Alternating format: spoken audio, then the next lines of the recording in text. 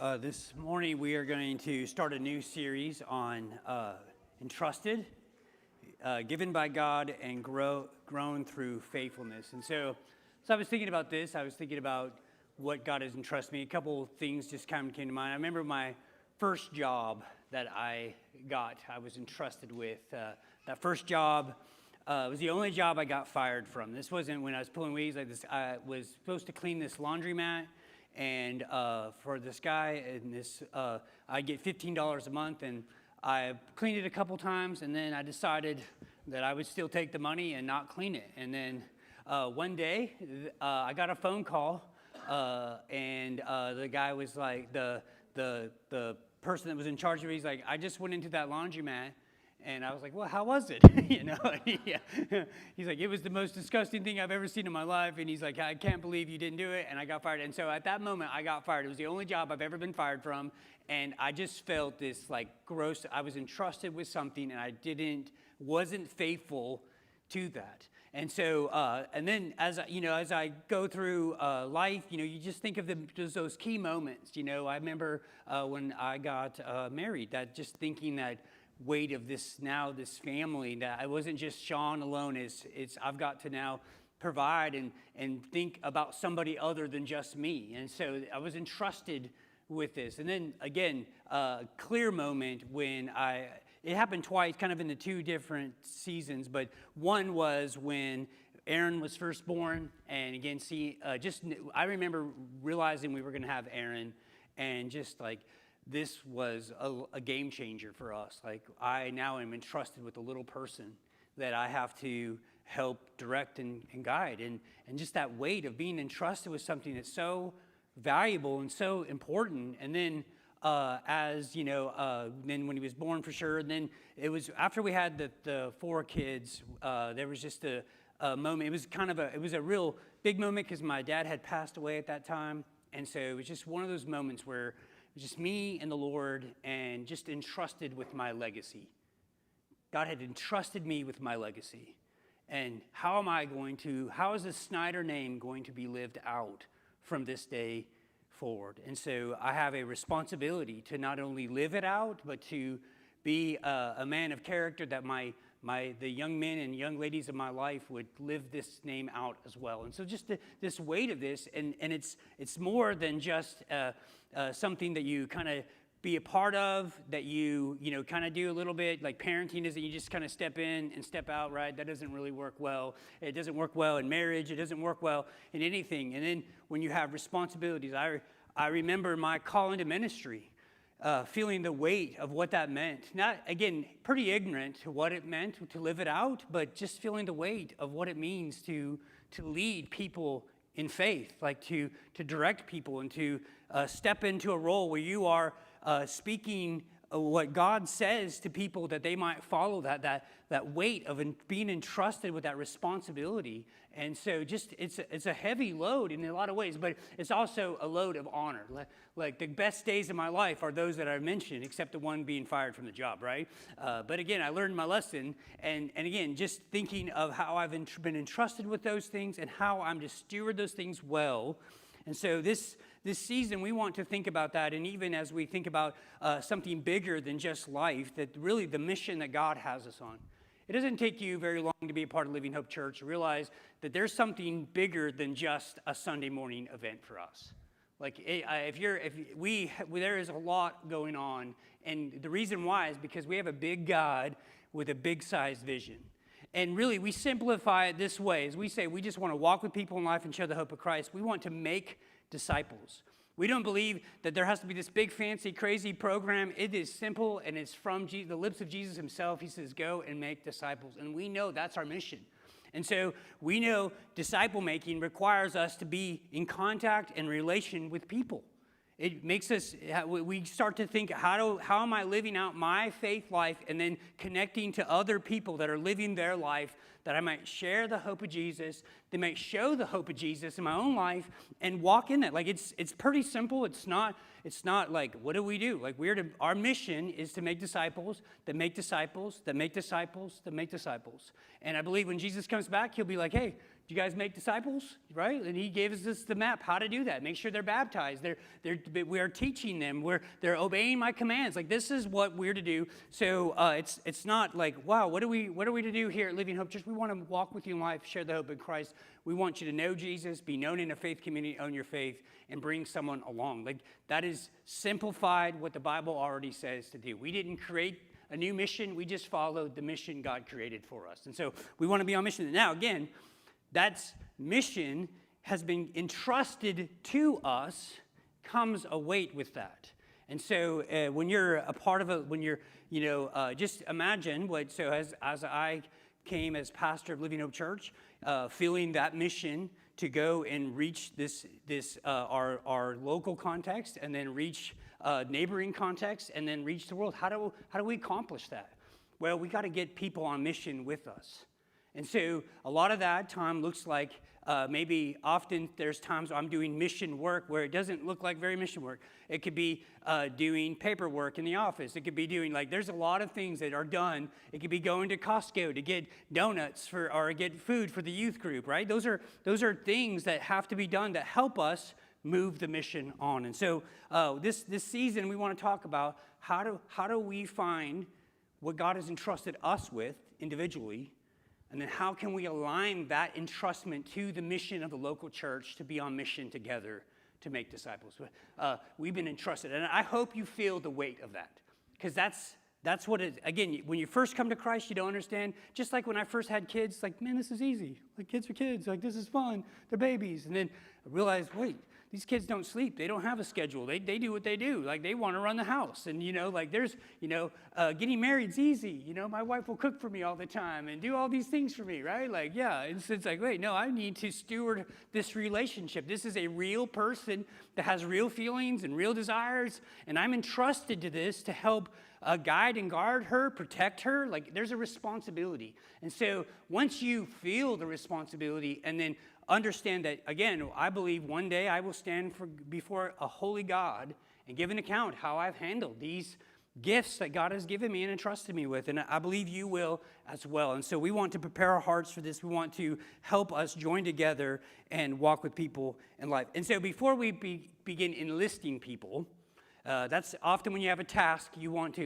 who am I going to get to help me do this, right? We have to see them for where they're at. And I think this is really what today's message is about, is really having that compassion and that heart of Jesus. I'm not looking for you to do my job. I'm looking for you to come join me as we serve the King of Kings and Lord of Lords. If I was serving in any way as the youth, I'm not looking for you to watch youth kids or watch nursery kids or come with me to Kennedy and just do that, or help be with college students as we walk. I'm not looking for just things to give you to do. What I'm inviting you into is a mission that you can walk with people where they're at. You can see life transformation and you could see disciples be made. It's an invitation. Now again, with that becomes a weight of responsibility and weight of responsibility and honor, of really honor, but also just the weight of that. And we see that, as we plant churches, we have the weight of seeing Taylor and Hannah be successful. That's been, we've been entrusted to plant them and to plant that church at Wairika to see that it would flourish and reach that community within itself. And so as we've been entrusted with students that come from all over the country this summer that will come help us reach out into the community, we've been entrusted that we're to be good stewards of that, but to be on mission together with them, okay? So just want to make sure we're all on the same page, because it's serving is more than something to do. It is something to belong to. I'll read that again. Serving is more than something to do. It's something to belong to. Listen, I don't want something to do. I hate it in school. I hate it now, just busy lists, just being they're well, we don't have a test. Here's some math homework just to be busy. It's this seems pointless. Now, I probably could have used the practice of math, but that's a whole nother thing. I like busy on purpose, right? I don't mind being busy, but I want to make sure that it's moving something forward. So it can be, there might be a lot of times on my account, a lot of things going on in my account, but my prayer is that it's moving the mission and the responsibilities and what I've been entrusted with forward, that the relationships would be honored by God, okay? So let me get into this. Let me read this to you. It says, serving flows from compassion when we see people the way Jesus does. And the Bible gives this beautiful moment in Matthew chapter 9, verses 35 through 38.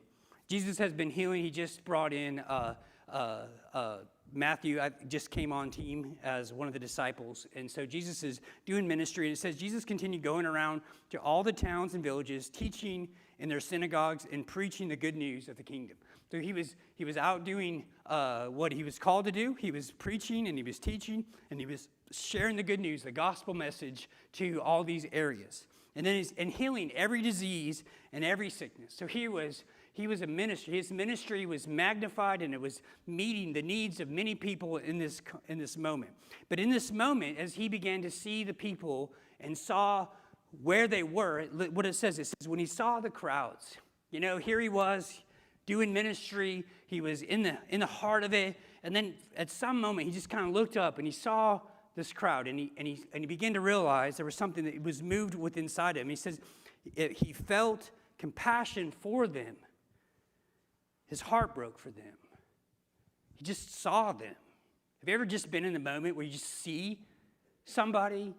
There's been times I've seen somebody that was on a wheelchair, and I just kind of like pause for a moment, and you realize they have no leg, and you just like move with compassion. Or you see you see someone that's grieving or going through something. You know they're going through a lot, but then you feel it. You see it for what it is. So compassion, he said, because why? Because they were distressed and dejected. Man, they were hopeless. He saw these people and they had nothing. There was nothing to look forward to. They were dejected. They had been maybe followed false promises. There was just a heart sickness. When he looked at the crowd, he saw these people and he would describe it as a sheep without a shepherd. And so he just saw there was so much need and there was so little time. And there was so much to do and just so little to do. So less or little to do with it. And so he had this compassion. And then he goes on, it says, verse 37, and he said to the disciples, the harvest is abundant and the workers are few. Therefore, pray that the Lord of the harvest to send out workers into this harvest. I think the first thing we have to see when we think of what God has entrusted us, we have to see that Jesus saw the crowd. He saw them. He began to discern their condition. He began to see what was really going behind the servant. Yeah, they might have been there for the good teaching. They might have been there for the being healed of a sickness or disease. But when he began to really assess, they were dejected. They were distressed. They were hopeless. And his heart broke for them. And so when we think about seeing the crowd, there's a moment where you have to see beyond what you're seeing. And again, the crowd can be in any congregation, in any situation, and we'll get to that in a moment. But we see, first of all, that I think when it comes to serving, you got at some point, there is the task to do, but there's the people that you're doing it for. And if it's only about doing tasks, if it's only about getting things done, eventually becomes like it's really just empty. But when it's people, when it's real people, that's why when people tell me, well, we need or we need people to do this, we need people to do that. What I always tell them is like, name the person. Who are you going to get to do that? Who? Like name that. Like name Sean Snyder needs to do this. Okay, now how are we going to? Do we see Sean Snyder? Do I see that person that I'm thinking that could help me meet that need? Or am I just trying to get a need fixed by a person that we don't know the name and just put him in that spot, right? But Jesus saw the need of the people. Now, again, his practice was and again, he saw right before this in Matthew, earlier on, he sees the tax collector. He saw people that were not qualified or really the religious type that would fit into his posse of believers, right? Like he was identifying the unqualified. Like, he was looking at people that were like, really, that guy? Like, tax collectors were like the bad of the bad. Like, that was like, it would be equivalent to someone selling drugs to junior high students. Like, he was like, no, that's not a guy we want to have on the team. But he's finding people that you wouldn't think would be the ones that he would use to reach the world with the gospel. Good news is he finds the broken and the deadbeats, right? That's the good news. Like, I can be one, right? Like, that's the good news about this. And so also the key is, I was part of the crowd. And so I remember just being distressed and dejected and hopeless. And I'm so glad that Jesus saw me. So grateful that he would look beyond the just what he was doing, but look and see that there was potential. Listen, when Jesus found me, there was very little potential. Like, there was zero potential in a lot of ways. And so the fact that he would begin to use those individuals in the crowd to be a part of his mission is really a beautiful miracle. And the fact that we get to be a part of the mission of God is beyond understanding. Why me, right? Like, why would God want to use us to be a part of his great mission in this? And so he saw the crowd. Then he goes on. Again, I've kind of talked about this a little already, but this deep gut level emotion, this stirring came across him. He felt compassion for them. So it's one thing to see them. So I can look at the crowd and see some potential. But then when he began to see, he began to look and he saw, man, his heart began to feel for them. And I'm telling you, when you're invited into service, it's not being invited into something to fix something or to change. When you're invited into something where people feel you and care for you, it's almost hard to say no to that, right? When you're a part of something, you're like, man, they know your name and they know what you're a part of and they want to invite you and invest into you. That's what I feel like this. He felt for compassion for them. He knew them. He knew their story. He knew their disappointments. He knew their high moments. And so as we think about, again, if you have any kind of leadership role at Living Hope Church or any leadership role at home or whatever, it's one thing. So usually what happens at our family level is one of the kids will be acting up. I know, not my kids. Yep, my kids will be acting up. And so what we do, my wife and I do, is we're like, you need to go have coffee dates with this person. Like, what do you first do? We don't go and just go grab, something and start clobbering them with it, or we don't start grounding them. What we try to do is we bring them close. And so when you see people, I think if we would begin to see, like what Jesus did, is he saw people, and then I believe he began to draw them close to himself so he can really know what they're feeling. So he can really walk with them where they're at. It's not, and again, when you walk with them where they're at and you begin to see their dreams and their hopes and their disappointments, man, that's where you're compelled to follow this person that loves you and cares for you. So there's been times where we've had some times where one kid gets a lot of attention. And again, a lot of loving attention and a lot of listening attention. And I'm so glad I believe that Jesus does the same for us. That he invites us into this mission, that he feels compassion. I want to be loved more than I want to be a part of the cool team. I want to be cared for more than I want to be part of the cool team. I want someone to know my name and to know my burdens. And so I'm thankful for some of the men that God's placed in my life. And they call me like, hey, how you doing? No, I don't care what your church is doing. How are you doing, Sean? What's going on? No, I'm not asking about that. I'm asking about how are you doing? And that's the compassion. That's the felt compassion that he begins. He brings it. Again, he does not roll his eyes at their mess. He doesn't say, oh, some people's kids, right? Like, he doesn't say that. He moves toward them with compassion and love. And again, as we think about disciple making, it starts out of a heart of compassion and love and walking.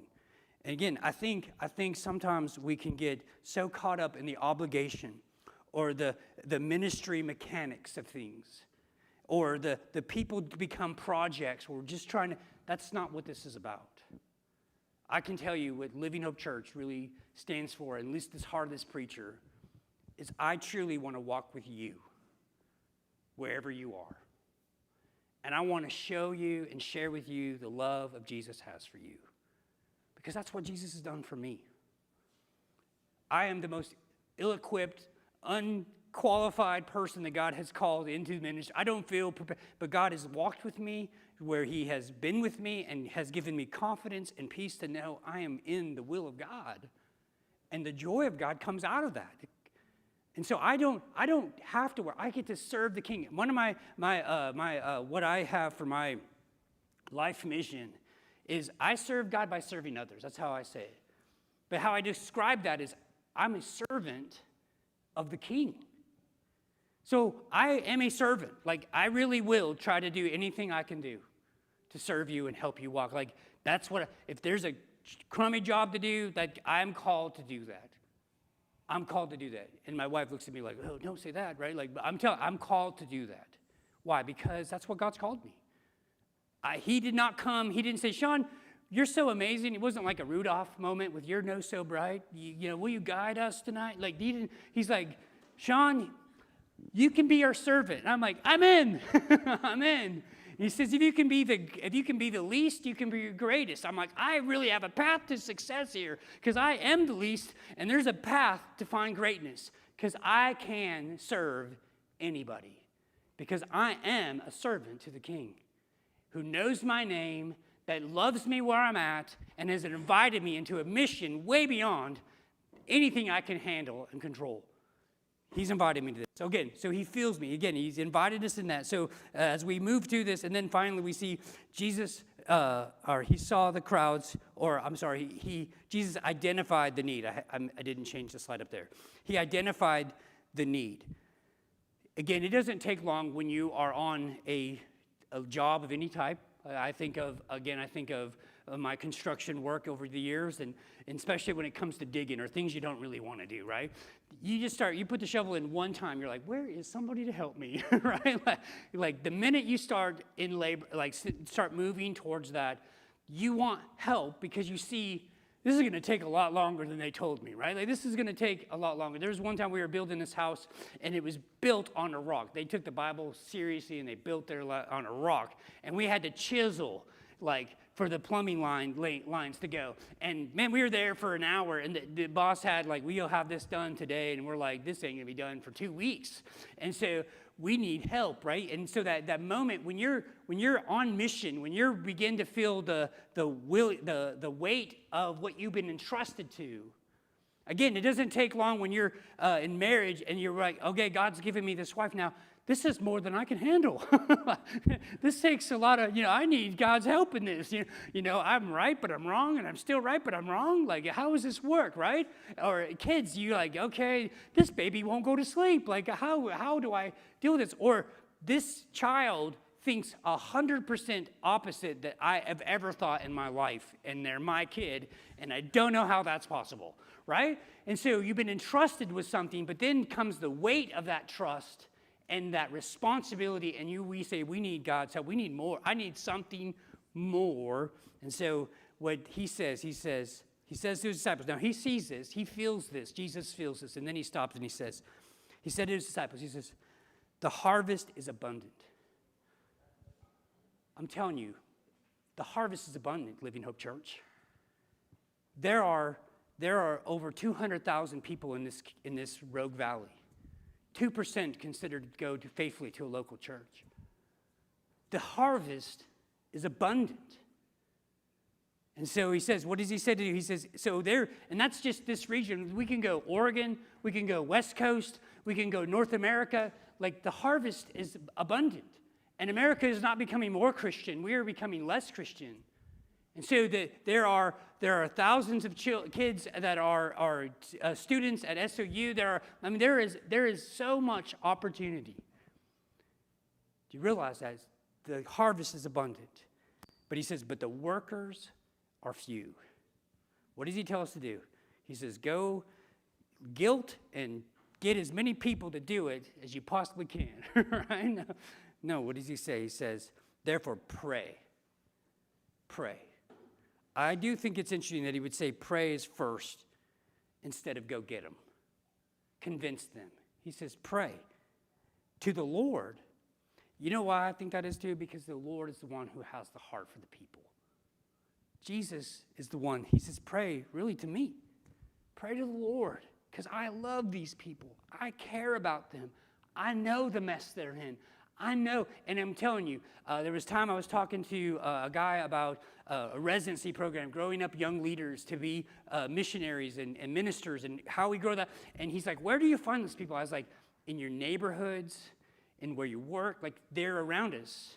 Like God is calling people around us to join the ministry and join the mission, far bigger than that, the mission to reach those that are broken. And so he said, pray the Lord of the harvest to send out workers into his harvest. And so we see, he saw the crowds, he felt compassion, and then Jesus identified the need. We need to pray.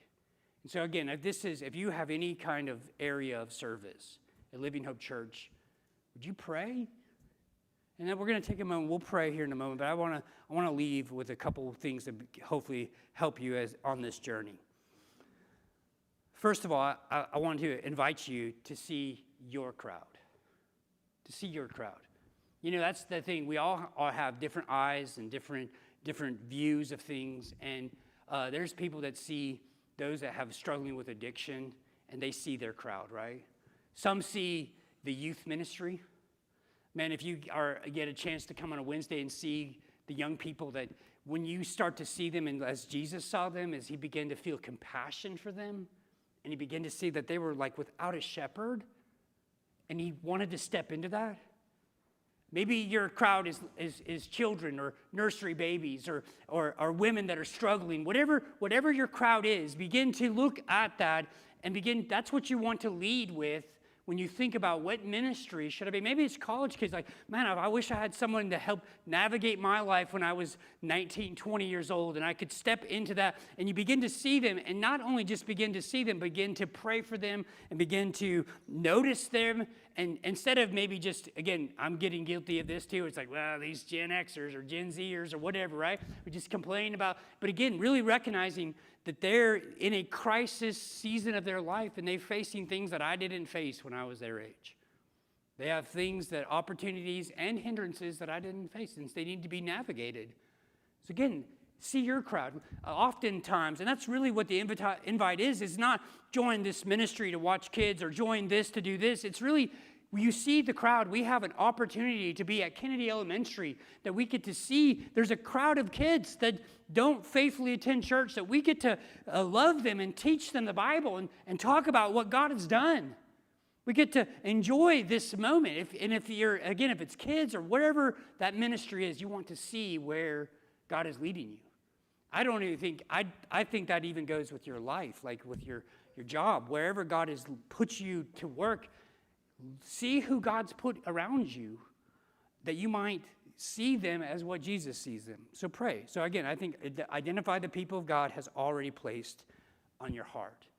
Maybe that's your neighbors, the people that are close to you. Have you ever invited them over for dinner or opened your heart up to that? And so, again, I think see your crowd. And again, I think this is one way as we think about where God wants us to be on mission to make disciples. That can be in our children's ministry. That can be in our band. Maybe you have a voice, and your crowd is that you want to share that voice to God and share that up. Again, there's a pathway to that, but there needs to be a genuine care. And it comes very quickly. If you don't really care, it's very obvious. Like, it doesn't take long, right? Like, there's things my kids will tell me, and I'm just like, I got to care about this. This matters, right? And so that's one. Then I would say, follow your compassion. Ministry should move you. And I'm telling you, if it isn't based out of love and a burden, it will become a dread and a burden. Like, ministry's hard. Loving people's hard. Like, it's hard. I'll tell you what, a challenge for the church, okay? Find one person and go do something really nice for them this week. Just name one person. It could be anything. And, you'll be like, my wife, she's easy. And she'll be like unhappy that week, right? Like, it'll be just push through that. Begin to think of somebody that you know that you can go be a blessing to. And there's been times where someone will call me and say, I'll be like, hey, if you need anything, call me. And then they call me on my day off. It's like, today, why today? And so then I'll go do it. There was one time I was going to go to KFC, and then that KFC was closed. It was just this nightmare to go do it. And then I was, again, it's not easy to love people. It's not easy, but I'm telling you that's where that compassion, wherever you are, if you're the Grinch and you have a tiny, tiny little heart, there's got to be some place where your compassion expands. And that's a good indicator where you should spend some time for ministry, right? You want to love them. And then I would say, finally, pray for laborers. Pray for laborers. You see, the invitation was, ask the Lord of the harvest to send workers. Living Hope Church has, like I said, God-sized dreams. We want to be a church that plants churches. We want to see kingdom work be done. We don't want to just be blessed. We want to see every community have a gospel-preaching church that reaches that community and changes lives, that makes disciples that make disciples. And so we believe that God's still calling people and God's still sending people. And again, I think it's a great thing to do. Is it me? Am I the one that you want to step into this? It doesn't mean you're going to Africa or going to India or you're going, maybe it's just stepping up and serving in some small way where you can say, God, I want to make a difference and I don't know how. I just want to step in. And again, I'm telling you, the first time I got saved in church, and then I said, so I was a custodial engineer at the time. And so I was working at the college cleaning. And so I got there, and there was a list of things I could do at the church. I just wanted to be used. And I said, I'll clean. And you know what? God used that. And then as I started cleaning, I said, I saw this third grade class of Sunday school kids, and I'm always just a big kid at heart anyway. It's like, I can teach a Bible lesson to these kids. And so I started teaching a Bible lesson to these kids. And we had a good time. We'd sing songs, and, we'd just have a good time. And then actually, that's how I met Tina's brother. He was 9 years old. He was one in my class. I was like, I'd pump him for information so I could know more about Tina. This was the old school. We didn't have Facebook back then. So I get some information from a 9-year-old kid who was my best friend. So I was like, oh, what's she like, And so again, but God used it, right? And so it's not pretty, but God used it. And so, but again, then I remember clear calling and just seeing, I just want so much, I want people to know the Jesus I know. And man, he loves me. I was a part of the crowd that he saw. I am the person that was moved him with compassion, that was dejected and rejected so many times. And he saved me. And then not only saved me, he brought me into his family.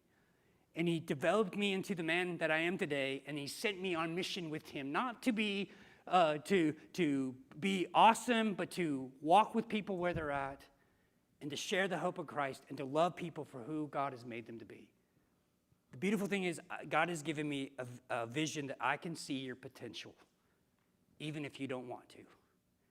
I look around and see a potential of laborers, and God's using in many, many ways. I can see your potential. And so I pray that God would honor his prayer, and I'm going to pray for more, that he would send more harvest. We need more leaders to lead out the gospel mission that God has called us to do. Okay, so let's pray today. Just a couple things. Who's your crowd? Why don't you just pray and ask God to identify where's some area that you feel like God's leading you. Where's some area, I just have a heart for kids. We have a process to walk down that way, but that's where I would encourage you to start. Maybe there's a group of people that you just have a heart for. Maybe you've had some season in life and now you have compassion. And that's really wherever you were reached at, usually is somewhere where God wants you to step back in. There's a lot of ways. And then follow your compassion. I think sometimes in ministry, the first thing that will dry up is our compassion. A lot of times when you're in the middle of doing, and you're the only one doing it, and you feel like no one else cares, your compassion can dry up. Maybe today's your prayers, God, would you just break my heart again? I know that's a bold prayer. I know that's a hard prayer, but God, just break my heart that I might love people for what you have. And I wouldn't expect for them to be anything more than you. What would you expect a shepherdless person to act like? So God, I just pray that you would break the hearts of your people, that we would move with compassion, with eagerness, with an earnestness, with a drive, a can't stop us, Lord, that you would just overfill our hearts with love, not because of guilt or being forced, but because what you have done for us and how you are so compassionate to us. You're so loving to us. And then finally, will you just take a moment? Will you ask God to raise up the next generation of leaders? That God would call, that God would draw them up, that God would stir them up, that they might say yes to them, to him, that they might, God, we desperately need laborers for the opportunity we have. We have such a big opportunity, God. We don't want to waste it. We know time is short. And so, God, I pray that you would send more laborers. God, I pray that you'd send people with broken hearts, with open eyes, and with willing hands to reach this generation. That we would see the people, our neighbors, the crowd amongst us, that we might have a heart to see them come to know Jesus and have a relationship with them. God, I pray that we would be patient to walk with them, that we would share the hope that only you offer. And so we just ask this to you this morning, God, and we thank you for the privilege. We thank you that you have seen us, and you thank you that we have your eyes to see others. We love you, Jesus. We thank you so much for your grace. We ask this in Jesus' name. Amen.